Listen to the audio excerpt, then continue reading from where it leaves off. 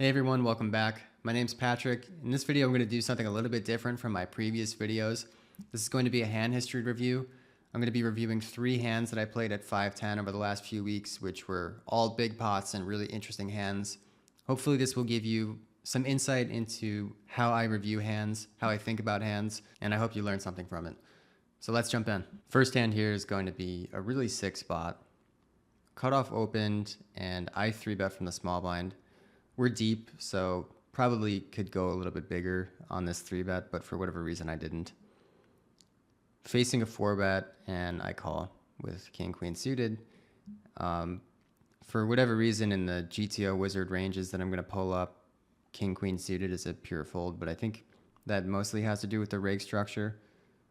I think at this rake structure I want to call it, but I'm also not too familiar with really deep stack pre-flop ranges 6 max. It's not something that I've studied extensively yet. Anyway, the flop comes king 10 and we face about a quarter pot c-bet. I elect to just call. There's really not much raising at all in theory on this board when we're deep. Turn brings the 10, so double paired now, and we face another small continuation bet. In theory, I can raise here at a low frequency, but I just elected to slow play my hand and call. And on the river, we get pretty much the only card that I was hoping to not see, which is the ace. And in position jams. I'm just going to skip ahead and show you what happened. I decided to call, and my opponent showed aces. The reason I'm showing this hand is because it's really simply just a cooler. I think it's tempting in these spots to try to think about ways that we could have gotten away from this, because it is difficult to find bluffs for my opponent. But even if my opponent is under bluffing, I'm not too concerned, because if we look at the solution, this is in GTOWizard. I'm just going straight to the river.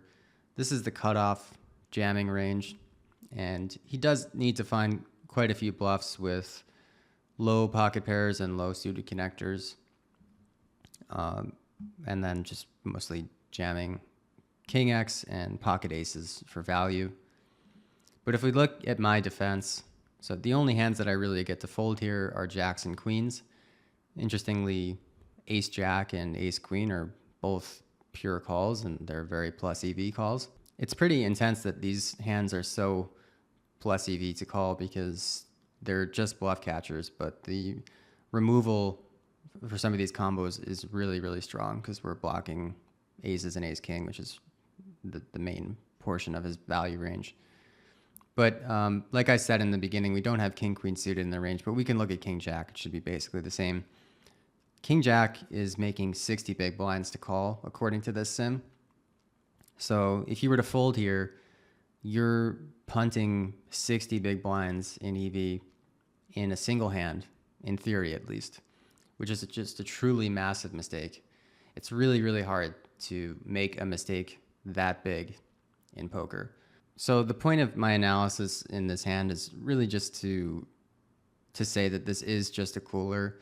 It's a terrifying spot. It's very easy to just say this is always ace king or aces, but I just have way too much split equity to really consider folding here, and I don't think that you're really doing yourself a favor by trying to find folds in these spots. I think you're much better off just closing your eyes and calling, because this is not where you're realistically going to get an edge in poker, in my opinion. This next hand was really, really crazy. So I have an open from under the gun and a recreational in the cutoff flat calls. The small blind also completes, and I decide to squeeze, and I'm squeezing kind of big here. I'm especially deep against these 2 players, and actually the squeeze size is fairly standard given I'm squeezing against 3 players. Under the gun folds, the recreational snap calls, and small blind folds. So now I've successfully isolated the recreational, and we're deep, and I've got a pretty good hand. So I'm pretty happy about the situation so far. And I will say also that I felt in game that this recreational player was clearly tilted. He had been in some really big pots. He had lost a big pot recently, and he just snap called both the open raise and my 3-bet. So I'm sort of going into this hand assuming that my opponent can show up with just about anything in a situation like this. We get this flop 10-10-8, and I decide to c-bet half pot. And if I look at the solution here, squeeze pots are not really something I've studied, but you can see that on this board, in theory, we're just basically c-betting our entire range and mostly using the half pot size. So I think my bet's good. Turn, we get the ace of diamonds, and on flush closing turns and also on ace overcard turns in 3-bet pots, you will often see a down bet being used quite a bit. And so I decided to bet small on the turn. I mean, I do still have some equity. I have a gut shot straight draw. It's not much. My king and queen might still be live at a decent frequency as well. And I think it's possible that this player could still overfold versus my turn bet, so I just decided to fire again. If we look at the solution here, not that I'm putting too much weight into playing GTO against this opponent, but just to kind of give a baseline, we do just block bet on this turn. We mostly check, but we are using the 20% and 33% size a little bit, and most of the hands in our range are okay to bet. We get another call, and I river a queen.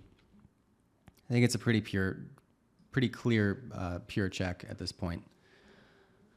So I check, and my opponent thinks for a little bit and then puts out a roughly 60% pot bet.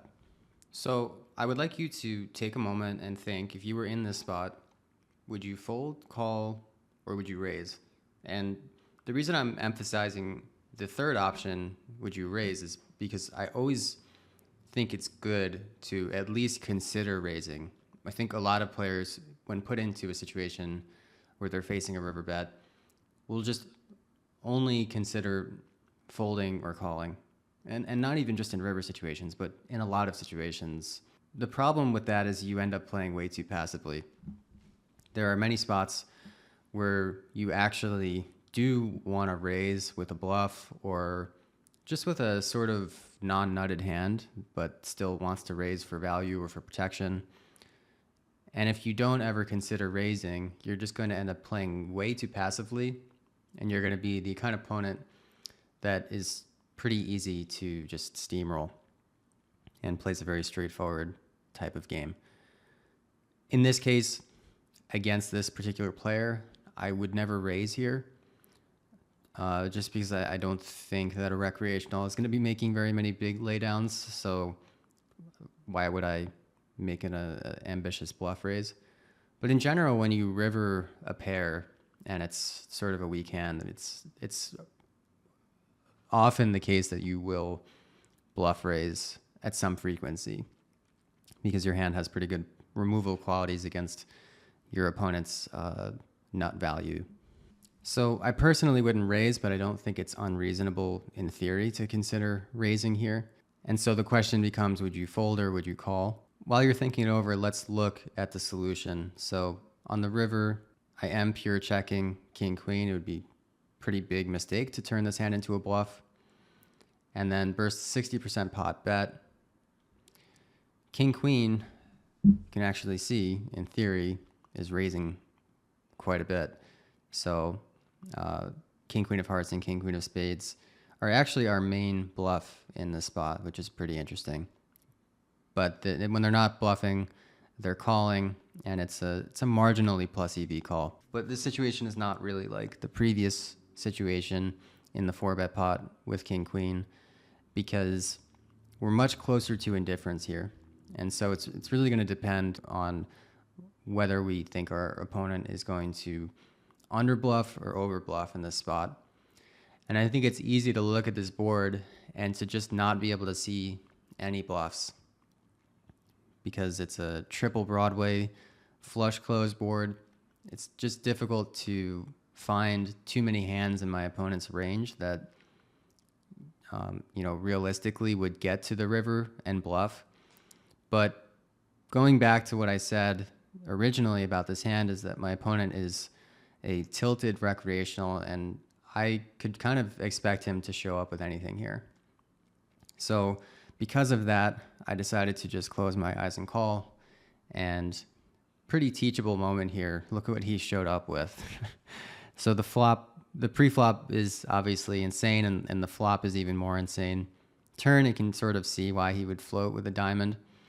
The moral of the story here is that if you're trying to logically range a recreational, you're usually going to be wrong because they're not really playing logically. They're just often playing very, very randomly. And I think this is sort of an extreme case because this guy's kind of a whale and he was pretty tilted. But it still holds in general that you don't want to be applying too much logic to a recreational's thought process. If he's playing complete trash hands pre-flop and on the flop, he's probably over-bluffing the river. So you've got a good pair, just call. All right, next hand. This one was really quite mind-blowing to me when I studied it, and I hope you find it interesting. I'm open raising from the cutoff. I get 3-bet by a reg in the small blind, and I call. The flop and turn are pretty standard. I flop a flush draw. I'm going to call versus the half pot c-bet. On the turn, I pick up some equity, and I'm going to call again. I don't think I want to raise this hand, but let's see. On the turn, it looks like raising isn't a bad idea, but we don't do it all that often. 5-4 of spades raises a little bit more. We want to be bluff raising more with the nut flush draw and wheel draw on the turn. The reason that the nut flush draw and wheel draw are better hands to raise is because they block more value. They block aces and ace king more so than 6-5 and 5-4, which don't block any value. So basically, when we do get here with aces, we're going to be pretty much jamming aces, jamming a little bit of ace king and king queen suited, and then our bluffs are mostly going to come from ace 5 of spades and ace 4 of spades. So we call, and the river is a 10 of hearts, and my opponent's supposed to mostly bet here, about 2/3 of the time jamming, but can give up with some hands. He's going to be checking 10x.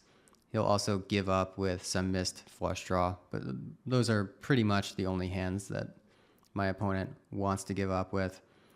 Looks like ace 5 of hearts is also pure checking, but it's not a very big mistake to bluff with.